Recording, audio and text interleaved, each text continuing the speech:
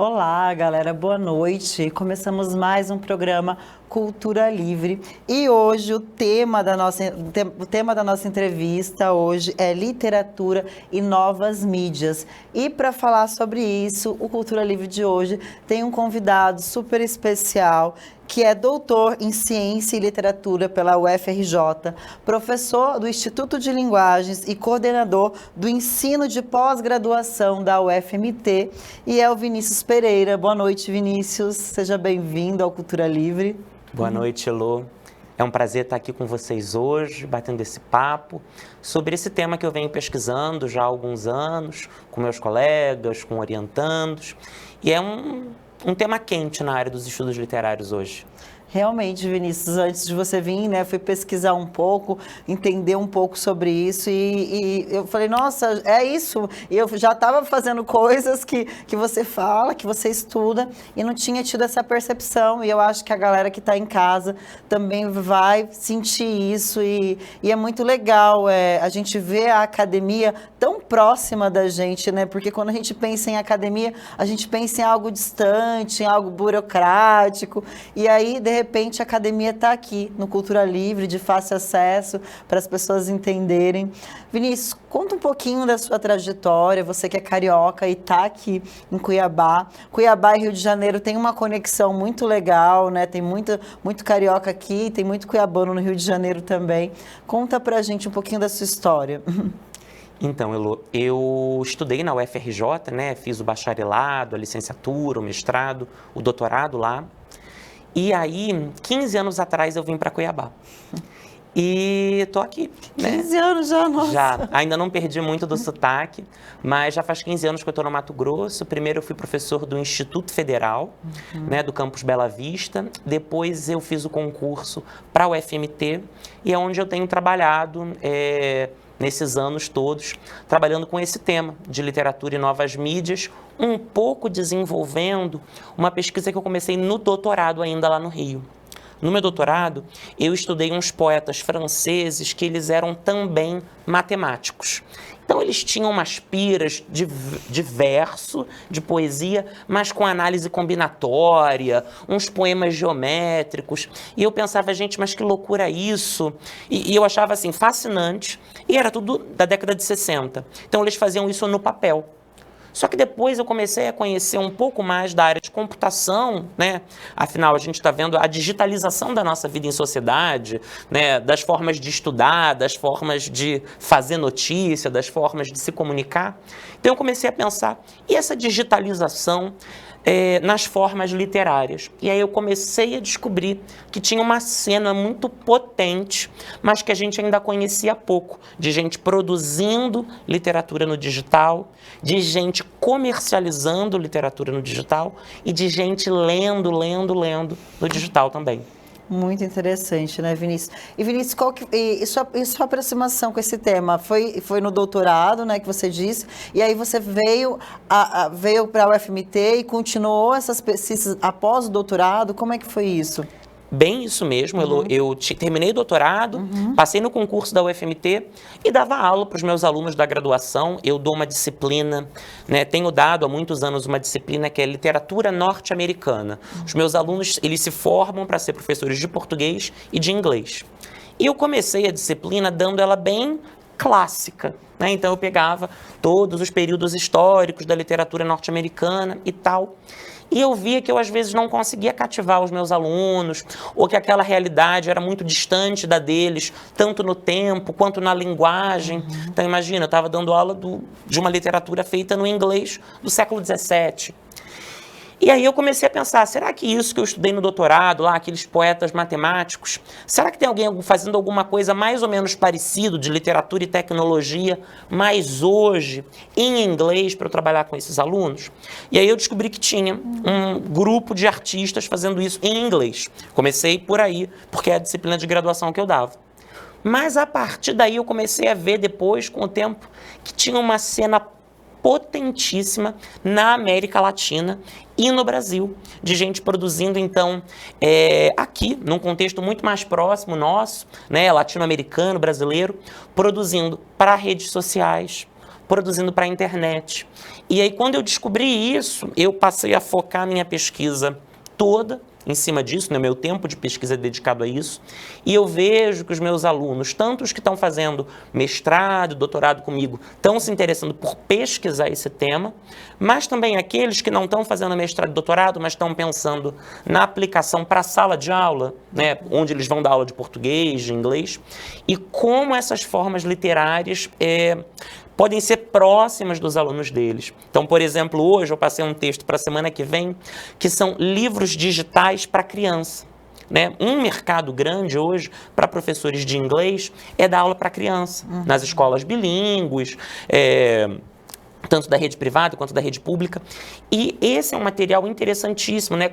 Quantos pais dão um tablet na mão do filho, ou um celular na mão do filho, e não estou aqui julgando ninguém, cada um sabe do seu rolê, mas saber que para esses tablets, para esses celulares, além de jogos, tem produtos literários muito interessantes. E aí, quando eu mostro isso para os alunos, eles ficam, uau, sabe? Assim, dá um flash para eles e de um material interessantíssimo que eles podem usar com os alunos deles. E o próprio Ministério da Educação está atento para essa mudança de paradigmas, tanto é que o MEC hoje, ele compra material, né, no Programa Nacional do Livro Didático, além de livro impresso, o MEC também compra objetos digitais. Então, o Ministério da Educação está atento a essa mudança de que os produtos culturais, para a gente ofertar para os jovens, para a infância, eles podem ser produtos culturais de livros impressos, mas eles também podem ser produtos culturais digitais. Né? A BNCC hoje, né, a Base Nacional Comum Curricular, que vai dizer um pouco quais são os paradigmas a serem adotados no preparo de aulas, no trabalho com as linguagens na escola. A BNCC fala muito da importância do letramento digital, de ensinar para essa galerinha jovem como usar as tecnologias digitais, mas para além só do jogo imediato, ali daquele prazer mais imediato, mas aprender a produzir conteúdos para lá, consumir conteúdos lá e fazê-lo de maneira mais crítica, né? Muito, muito interessante mesmo. A gente vê isso que as novas escolas também, hoje, as escolas particulares também, tem uma cena digital, né, muito forte. O digital veio para mudar. A gente está a gente olhar para 5 anos atrás, já não era, a gente está muito mais avançado, né, digitalmente nos dias de hoje. Acredito que pós-pandemia também, que a gente passou tendo que o fazer digital tornou-se um fazer bem comum para a gente, né? Então, acredito que também foi um boom que deu nesse período. Eu acredito que a gente viu que dá para fazer muitas coisas digitalmente e que funciona, que a gente queria muito presencial, né? Mas que funciona digital e realmente é isso. E Vinícius, fala pra gente um pouquinho da relação entre o livro e a literatura. Qual que é a relação entre o livro e a literatura? Então, essa é uma pergunta bem interessante, Lu, e assim, de uma disciplina inteira na pós-graduação, mas que a gente vai resumir bem pouquinho aqui, que a gente associa normalmente literatura com livro, né? A gente pensa numa relação indissociável. Só que o livro impresso, ele tem uma história menor do que a história da literatura. Existia literatura antes da gente ter o livro impresso. E vai continuar existindo literatura, mesmo que outros dispositivos surjam além do livro. Então, pensa assim, o livro impresso surge ali com a imprensa de Gutenberg. Antes dele, tinha livro manuscrito, o Códice na Idade Média.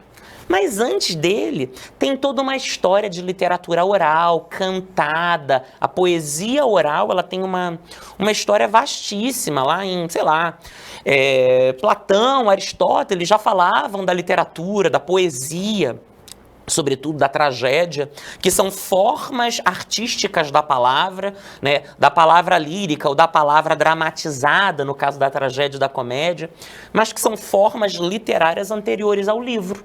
Né? Então, a gente tem toda uma história de literatura que antecede o livro.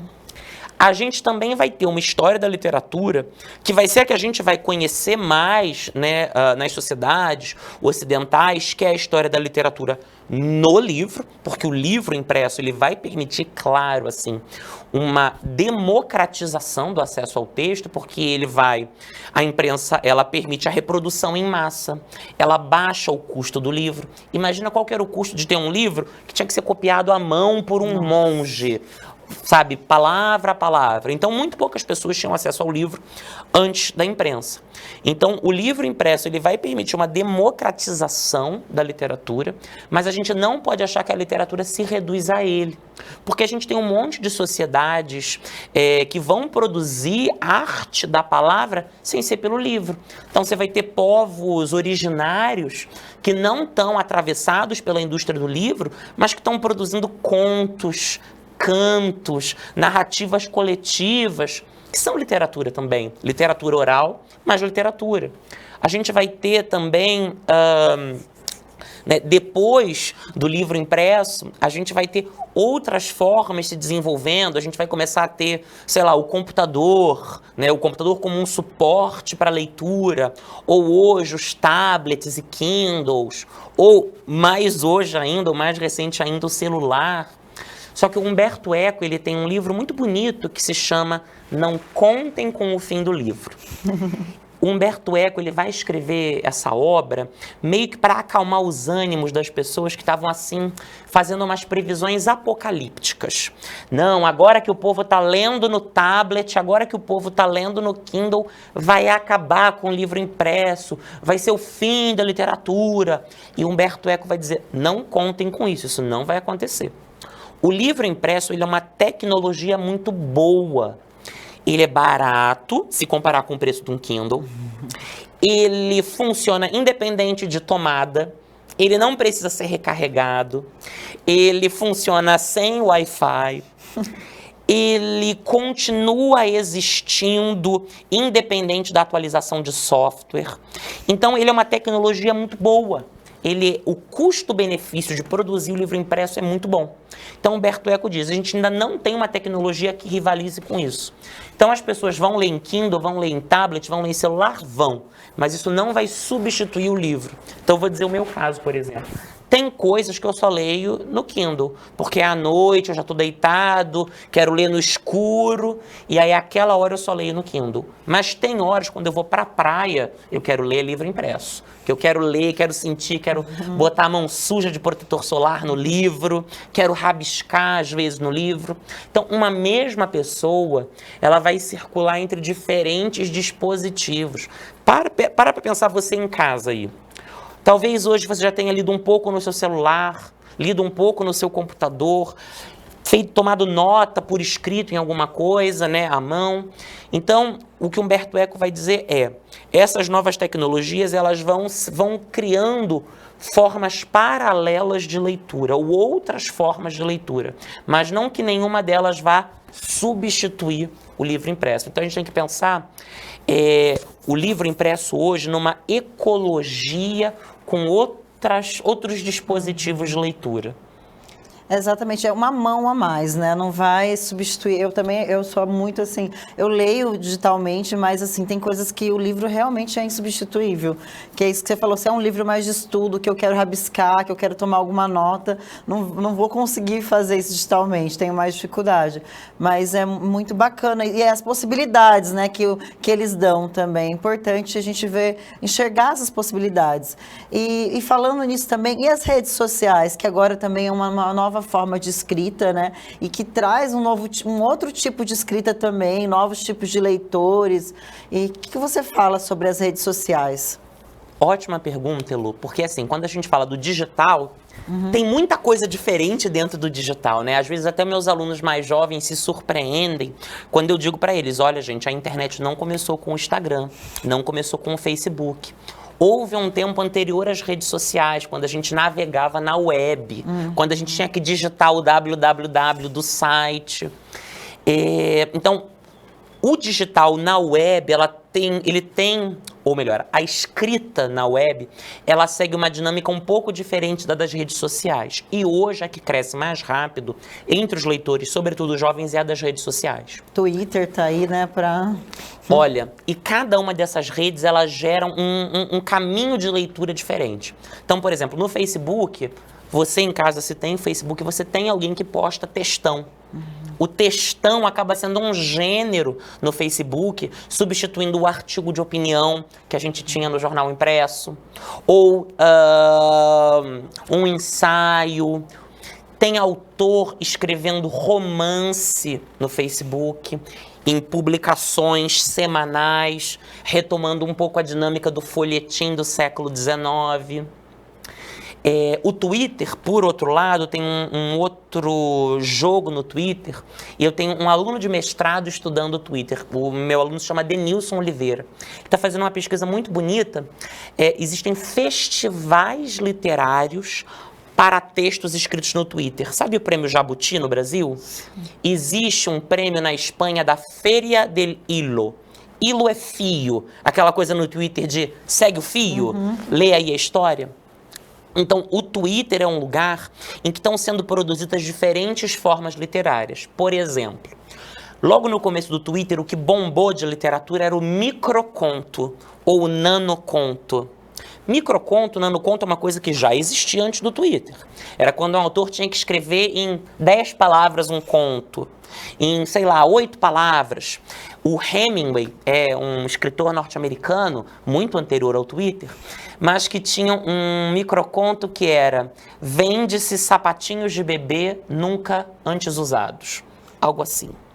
Então é uma frase e que, cara, pode ter 500 mil histórias por trás de vendem-se sapatinhos de bebê nunca antes usados. E aí, a brevidade desse microconto, ele abre para 500 mil interpretações do leitor. E aí, muita gente no Twitter começou a fazer a mesma coisa. Aproveitando que o Twitter tinha a restrição dos caracteres, no começo eram 140, acho que hoje são 280. Mas então, esse foi um gênero literário que bombou no começo do Twitter. Logo depois, a gente começou a ter bots de poesia no Twitter. Sabe bot? Robô no Twitter, que teve até toda a polêmica nas eleições nos Estados Unidos, no Brasil, do como os bots podem ser utilizados para influenciar comportamento político e tal. Então, esse é um tipo de bot, mas existem bots literários, que são programados para fazer poesia, para postar um poema a cada 5 minutos. E aí tem bot que faz haikai, que são poemas curtinhos, de 3 versos. E aí tem bot que é programado para fazer poema pescando palavras do Twitter de uma outra pessoa. Então aí acaba sendo um bot que imita o estilo, da Elô, se eu programar o bot para fazer pequenos poemas pescando palavras do teu texto. Olha só. Tem um que esse meu orientando analisou, que é um bot que vai fazer pequenos poemas roubando palavras dos romances da escritora Jane Austen, da escritora britânica, lá da virada do século XVII para o XVIII. A Jane Austen escreveu O Orgulho e Preconceito, que é o livro mais famoso dela, né? Mesmo quem não leu já ouviu falar. E esse é um bot que ele vai fazer poeminhas no estilo de Jane Austen. Só que a Jane Austen não escreveu haikai. Só que esse bot vai lá, pesca palavras dos romances e ele vai fazendo pequenos recortes do Orgulho e Preconceito ou do Razão e Sensibilidade, que é um outro romance da Jane Austen. Nossa, é muito interessante, coisas que eu jamais nem imaginava. Gente, é muito incrível, né? Como que a tecnologia tem um avanço, assim, surreal, e inclusive na literatura, e a gente pensar isso, né? E para pensar isso, para falar sobre isso, vocês têm um grupo de estudos, né? De semióticas contemporâneas, voltada à relação entre a literatura e novas mídias. Conta pra gente o que é esse grupo de estudo, como que ele funciona. Então, na UFMT, eu desempenho esse papel como professor e pesquisador. E aí, parte das atribuições do pesquisador é acompanhar a formação de novos pesquisadores. Então, são os alunos de mestrado, os alunos de doutorado, os alunos de graduação na iniciação científica. Então, esses que eu acompanho e que a minha colega, a professora Maria Elisa Rodrigues Moreira, lá da Universidade Presbiteriana Mackenzie. O grupo Semióticas Contemporâneas, ele é de 2 universidades. Então, eu oriento alguns alunos aqui, ela orienta alguns aqui, alguns lá. Então, essa é uma parte do nosso trabalho. A gente orienta pesquisas sobre isso. Então, eu tenho esse aluno de mestrado, Denilson, que está trabalhando com narrativas no Twitter. Mais especificamente agora, ele está analisando Twitter romances. São pequenas fics de Twitter do tipo segue o fio. Tem uma outra aluna de doutorado, que é a Elisângela, que foi inclusive quem me colocou em contato com vocês para dar essa entrevista hoje. Elisângela, obrigado pela dica. A Elisângela, ela está ainda no começo do doutorado dela, mas ela está analisando como diferentes autoras mulheres usam as tecnologias para promover as suas obras literárias. Então, ela estudou um pouco uma escritora maranhense, que é a Márcia... Esqueci o sobrenome da Márcia agora, Márcia, desculpa. Mas que ela cria uma franquia chamada Garota Chocrível. Nessa franquia, Garota Chocrível, são livros impressos, desde que a gente vai na Janine e compra, põe na estante. Só que os livros impressos da série Garota Chocrível têm algumas imagens com realidade aumentada. Então, o leitor vai pegar o livro da Garota Chocrível, tá lendo lá o romance, e aí diz, num determinado momento, descreve uma cena. E então, nós estávamos no hi-fi, as histórias são sobre os anos 80, e começou a tocar uma música romântica. E tem uma imagem de uma vitrola na página. Aquela imagem é para o leitor pegar o celular dele, escanear, e aí ele vai ver ou aquela vitrola rodando, ou escutar uma música. Então, essa autora, ela usa a tecnologia para expandir o livro. A gente está falando aí de tecnologia como expansão do livro impresso. Então, esse é o que essa autora faz.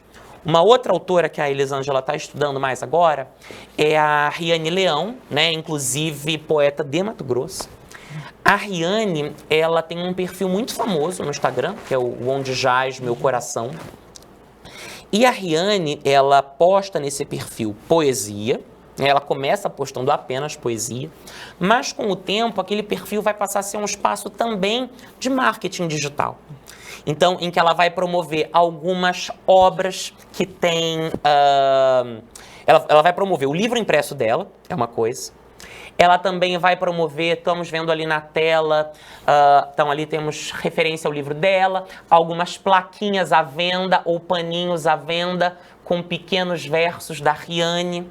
Então, se a gente olhar mais embaixo, a gente pode encontrar também alguns vídeos em que ela está fazendo uma propaganda, acho que da Eisenbahn, se não me engano, da cerveja. Então, aí, ó, mais um com os poemas dela virando produtos comerciais. E aí é interessante a gente pensar, porque tradicionalmente o mercado de poesia era um mercado que não dava lucro no Brasil. O mercado de poesia foi sempre um mercado deficitário no nosso país, por uma série de motivos. Mas a poesia digital, com escritoras como a Riane Leão, por exemplo, ela vai fazer um revival da poesia e passa a ser um mercado de superávit. Então, hoje dá lucro fazer poesia. E aí a Elisângela vai estudar um pouco quais são as ferramentas que a Riane vai usar no Instagram dela para isso. Muito interessante.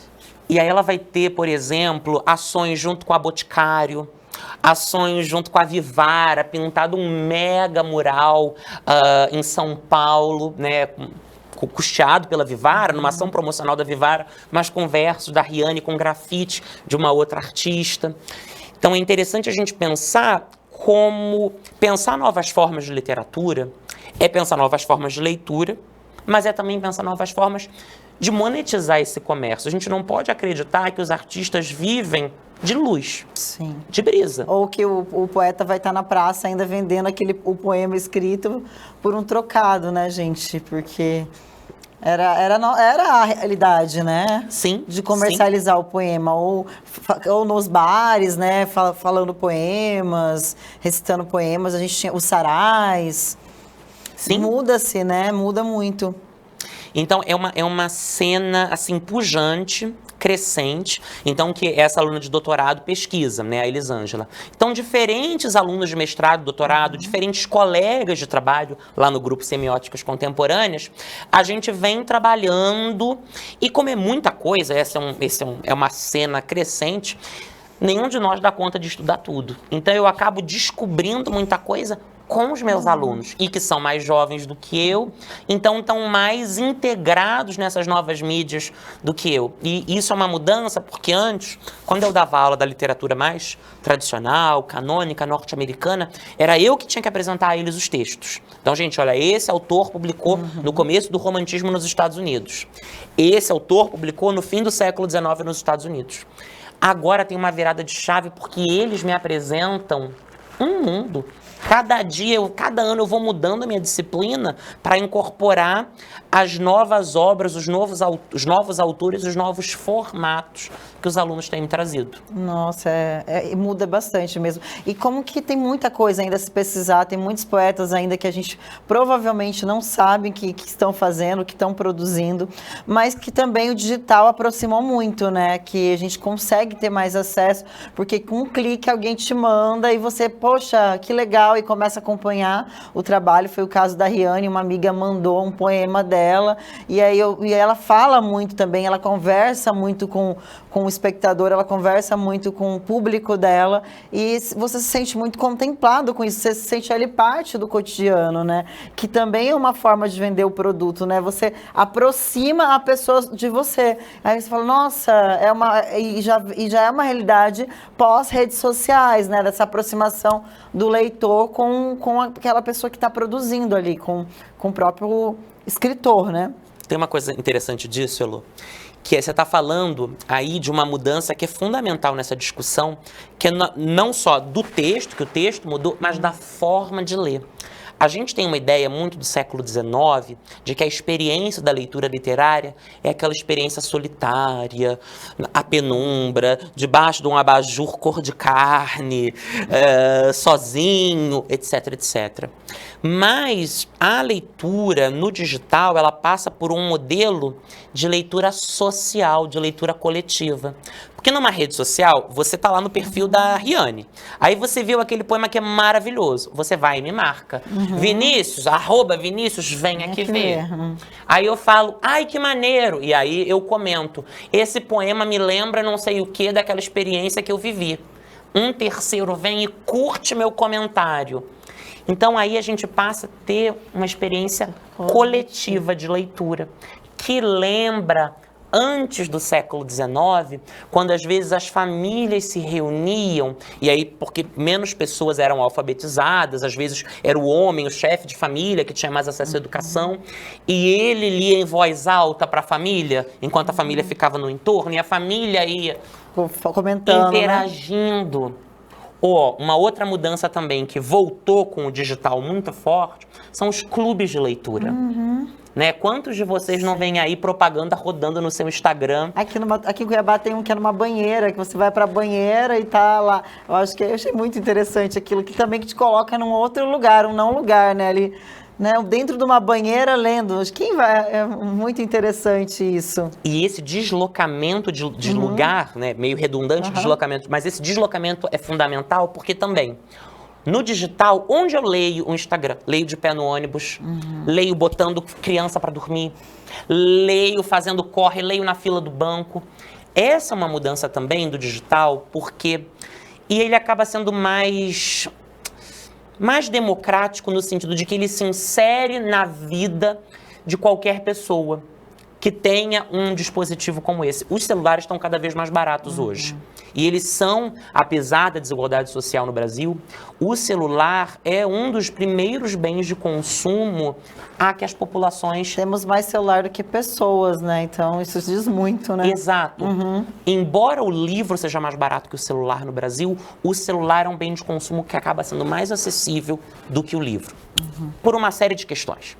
Mas essa forma de ler fragmentada, que é típica das redes sociais, ela tem um problema, sim, que ela diminui a nossa concentração, ela não é uma leitura totalmente focada, eu estou de atenção flutuante, um olho no celular, um olho no que está acontecendo ali do lado, se estão me chamando na fila. Mas, se a gente pensar no dia a dia da classe trabalhadora, não é essa a nossa realidade? Será que a gente deveria negar esse formato de leitura a que as pessoas, nas suas vidas atribuladas, conseguem ter acesso hoje e dizer que não, a única leitura que vale é aquela de quem tem 1 hora para sentar isolado, num quarto silencioso. Então a gente tem que pensar que não é que a leitura no digital ela resolva os problemas que a gente tinha, não. Ela vai resolver alguns, vai criar outros, mas ela vai abrir novas possibilidades e, em alguns momentos, possibilidades mais democráticas. Então eu vejo hoje pessoas comentando que leram um poema no Instagram, me marcando num poema no Instagram, pessoas que talvez não tivessem a oportunidade ou as condições de ler um livro impresso. Eu vi gente falando que quis começar a escrever pelo Instagram porque viu outras pessoas escrevendo e se identificou com aquele formato também. Então, também nasce um autor ali, nasce um escritor, né? A partir desse movimento. Que às vezes, poxa, eu vou publicar algo e quero escrever algo, um microconto, não sei, né? E aí, eu já vi muitas pessoas falando, nossa, eu senti vontade de escrever, como meu bloco de nota do celular tá cheio de escritas. Então... Isso é brilhante, a coisa do bloco de notas, porque se a gente pensar assim, 10 anos atrás, não, sei lá, 50 anos atrás, onde uma pessoa escreve? Na máquina de escrever. 10 anos atrás, onde uma pessoa escreve? No Word. Mas esses poetas mais jovens, que estão no Instagram, que estão no Facebook, no TikTok, eles estão escrevendo no bloco de notas do celular. Muitas vezes dentro do ônibus, no meio do corre, no meio da vida atribulada, ele tem ali 2 minutos, teve uma ideia, pá. Tem inclusive alguns artistas, eu gosto muito dessa estética, que escrevem no bloco de notas, printam o bloco de notas e sobem aquela imagem para o Instagram. O que parece cru é um print do bloco de notas, na verdade tem um gesto até teórico muito interessante, porque é aquilo que é palavra, texto, transformado em imagem, como print do bloco de notas, jogado para o Instagram, é uma mídia chamando outra mídia, chamando outra mídia, chamando outra mídia. Desdobramentos ali, né? É um gesto refinado esse. Exatamente. E fala um pouquinho sobre outros perfis que você comenta, que é o André Valias, o Caio Ribeiro. Com certeza. Ó, o André Valias e o Caio são outros 2 poetas que eu tenho cuja produção eu tenho acompanhado.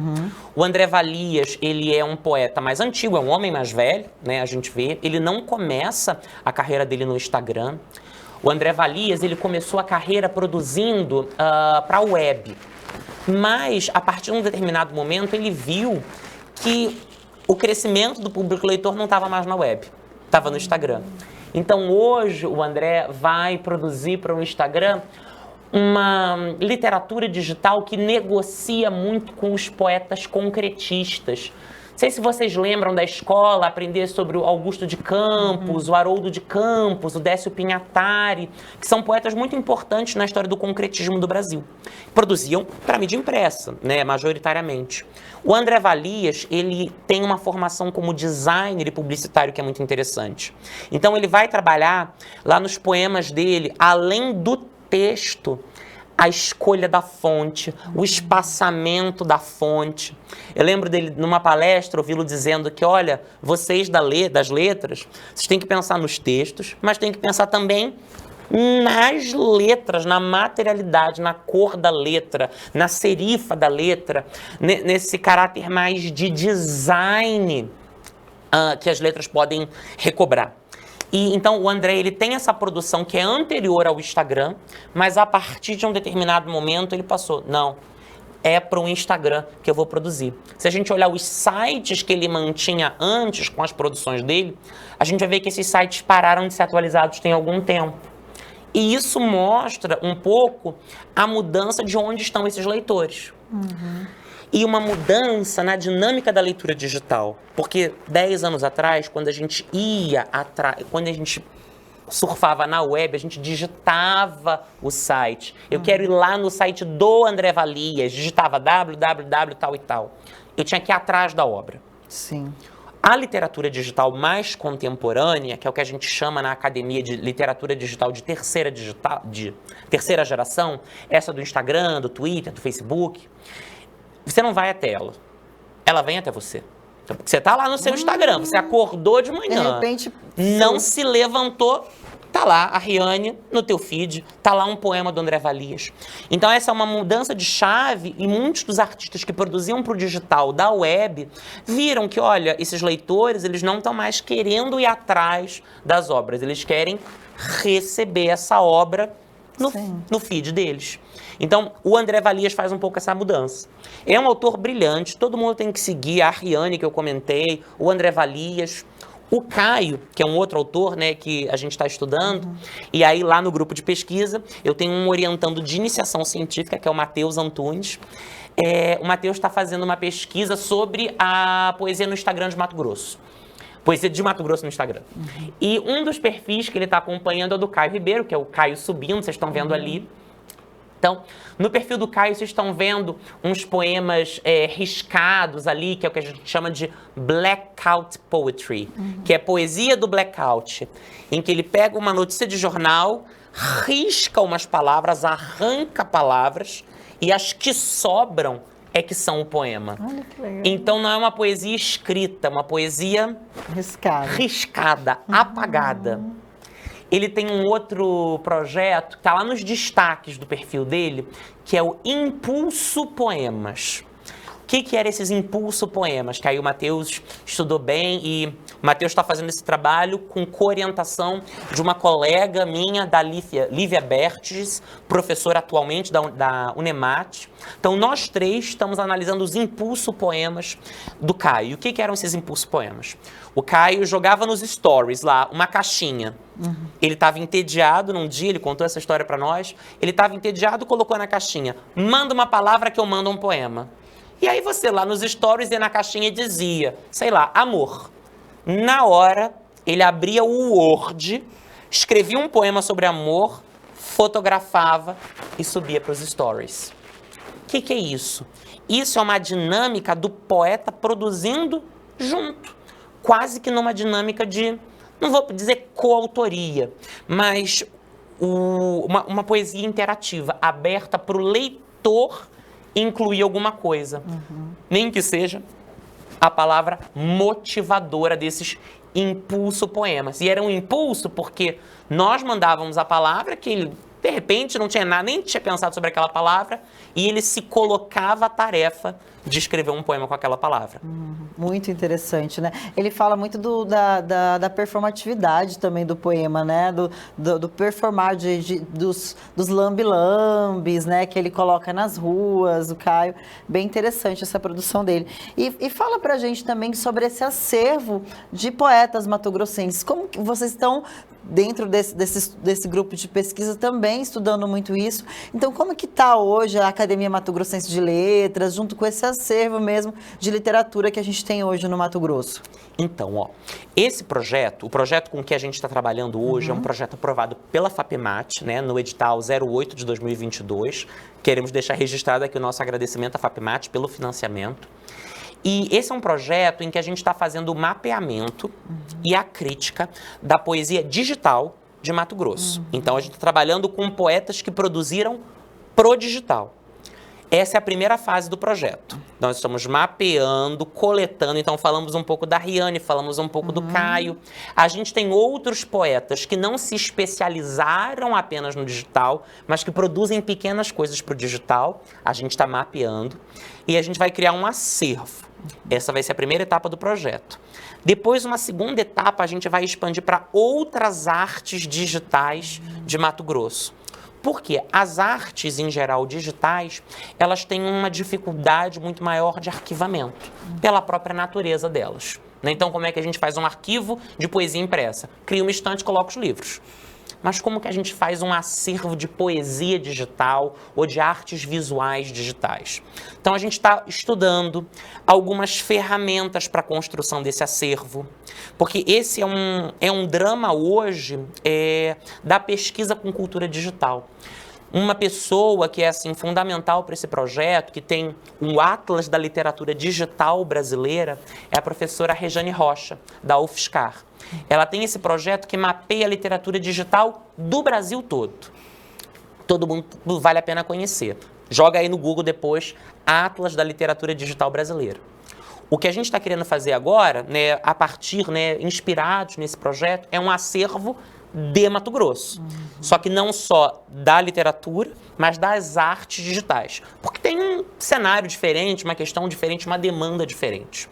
Né? E é muito interessante nesse mapeamento, porque a gente está vendo gente super jovem produzindo aí para o Instagram, mas a gente encontrou duas séries poéticas digitais do Vladimir de Aspinho e da Regina Puchen.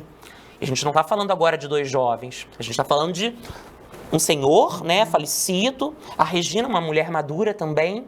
Então, a gente encontrou, né, a série dos anfipoemas e dos contrapoemas, que são, sei lá, 5.000 imagens, um número assim absurdo de alto, de poemas visuais que a Regina e o Vladimir fizeram juntos. Os anfipoemas eram poemas com uma cara bem concretista, umas cores geométricas e as palavras ave, cor, luz, formando esses poemas, que eram palavras que o Vladimir usou na poética dele como um todo. Até a obra mais famosa dele lá é o Ave, né, um livro-objeto. Então a Regina e o Vladimir fizeram essa longa série de imagens no Photoshop. Essa era uma série. Depois eles resolveram criar os contrapoemas, que era uma dissolução dos anfipoemas. Então são umas imagens distorcidas, manchadas, borradas. E aí você vai dizer, poxa, Vinícius, mas 5.000 imagens, 6.000 imagens, e fazia o que com isso? Elas foram apresentadas numa exposição lá no Espaço Oi Futuro, do Rio de Janeiro, e projetadas com data show. Então a pessoa que ia andando pela exposição via um poema, ploft, outro poema, ploft, outro poema. Então ele foi feito digital, né, no Photoshop, e eram projetados como arte digital também. Num aparelho simples, como o Data Show, só que a simplicidade aí a gente não pode ver como que não está associada à qualidade.